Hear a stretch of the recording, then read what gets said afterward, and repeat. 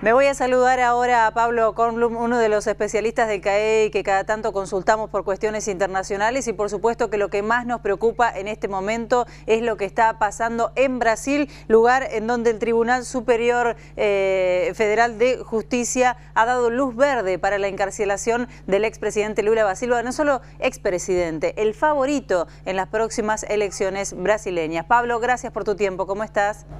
¿Qué tal? Buenos días. No, gracias a usted por llamarme.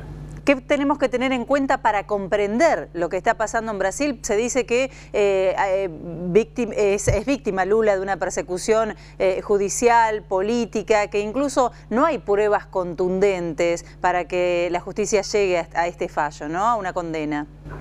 Sí, yo creo que ahí está la cuestión. Me parece que si Lula no sería candidato y no estaría llevándole 20 puntos de diferencia a su inmediato perseguidor, con claras chances de ganar, no en primera vuelta, ganar en primera vuelta digo, pero no le alcanzaría, pero sí en segunda vuelta, me parece que todo este escenario judicial no existiría, básicamente, porque el gran miedo, si se quiere, de las élites políticas que están muy conformes ahora con la destitución de Dilma y entonces volver a lo que fue la época de Lula, que en muchos casos no fue tarde para las que vieron favorecidas, digamos, con políticas macroeconómicas bastante estables, ¿no? Sólidas en términos económicos, financieros y demás, pero con políticas también, digamos, de tinte redistributivo, políticas sociales, con la bolsa de familia y demás.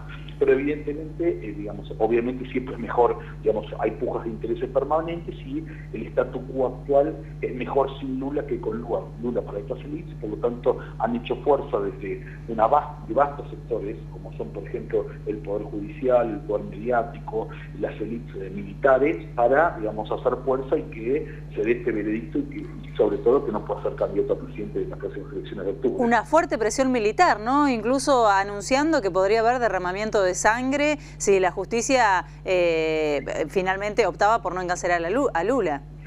Sí, en Brasil digamos, el aparato militar, digamos, cada país tiene su especificidad, y en Brasil tiene cierto, si se quiere, respeto entre la sociedad, y hay otra mirada del aparato militar, sobre todo los grupos, digamos, más ortodoxos, si se quiere, en términos económicos, pero también en términos religiosos y culturales. Hay una mirada de bastante respeto de ciertos sectores de la población, por lo tanto, digamos, son escuchados, y en este ser escuchados, bueno, acá tenemos digamos, palabras que suenan altisonantes y gravemente en términos constitucionales y democráticos, pero, digamos, dentro de la lógica, digamos, política brasileña son más normales, o están normalizadas.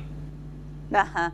¿Coincide, Pablo, usted en hablar de lawfare, esta metodología que se dice nace en Estados Unidos, se está implementando en toda la región, no solamente en Brasil, y que es poner el aparato judicial de los medios de comunicación en una persecución política a opositores para desgastar al enemigo político justamente? Y en todo caso, ¿cuál es el rol que nos compete como sociedad, ¿no? Que estamos siendo espectadores de todo esto? A ver, me parece que esto tiene que ver, digamos, es un avance en términos del cuarto poder o como se dice, la posverdad. Digamos, el rol que tiene el marketing, los medios de comunicación, el rol que tiene el poder judicial para poder inmiscuirse en la línea política son fundamentales, y los grupos de poder, los que tienen más poder en estas pujas de intereses que se den, utilizan todos estos medios, todas estas herramientas que tienen para poder avanzar en pos de sus intereses. Entonces, lo que uno tiene que tratar de entender, o informarse lo mayor que puede para poder leer entre líneas qué hay detrás de todo esto. Digo, si uno ve las causas que hay en Brasil, la corrupción está enraizada en la clase política hace décadas, no es una cuestión del gobierno de Lula. Y si uno puede leer entre líneas, digamos, sin ser un erudito en la materia, puede decir, este expresidente que está premiado en las encuestas por un montón de cuestiones, digamos, se encuentra de repente en el caso de, digamos, una corrupción de tinte pasivo porque suponen que él debería haber sabido, o suponen que él iba a ser dueño de un departamento porque alguna vez se interesó, digamos, es culpable de caso de corrupción. Cosa que, digamos, en otro escenario esto sería algo normal o sería parte de una trama judicial, digamos, que no tendría relevancia. Ahora, tenemos que tener esa lectura, tenemos que leer esto y darnos cuenta de que, digamos, hay poderes detrás que quieren influir en la sociedad para direccionar ciertos posicionamientos políticos, cierto posicionamiento electoral que puede favorecer ciertos intereses. Tenemos que ver, digamos, o yo creo que lo más importante es que cada uno entienda si esos intereses que están siendo favorecidos por ese marketing político, por ese, digamos, empoderamiento de los medios de comunicación, es el que le interesa a uno como persona, como individuo, o al pueblo en general. Muy claro. Pablo, ¿qué le parece a usted que puede acontecer en Brasil de ahora en más? Es inminente la detención de Lula, ¿verdad? Sí, ahora, digamos, que sus abogados defensores van a apelar y van a tratar de, digamos, por otros medios poder, sobre todo, mantener la candidatura, que es lo que quiere. Digamos, claro. El tema es que hay una grieta política muy grande y, digamos, si esto va a generar, digamos, algún tipo de tensión o terremoto en términos políticos, sociales, si se quiere, en el cual Brasil, digamos, que ya viene con una historia reciente de una grieta, con la destitución de Dilma Rousseff, el advenimiento de Temer, una crisis económica con recesión de los primeros meses, una salida estable, digamos, con un elemento cíclico bastante importante negativo para lo que es la institucionalidad y la economía del país. Esto continuará por lo menos hasta las elecciones, hasta que se decida qué va a pasar con Lula, si se va a poder presentar, y después cómo van a actuar el resto de los partidos, digamos, que quieren mantenerse en el poder y los que quieren acceder, ¿no? Pablo, antes de despedirlo, me gustaría consultarle por el libro que ha sacado recientemente, que habla de una sociedad anestesiada o de sociedades anestesiadas. ¿Se vincula con estas temáticas?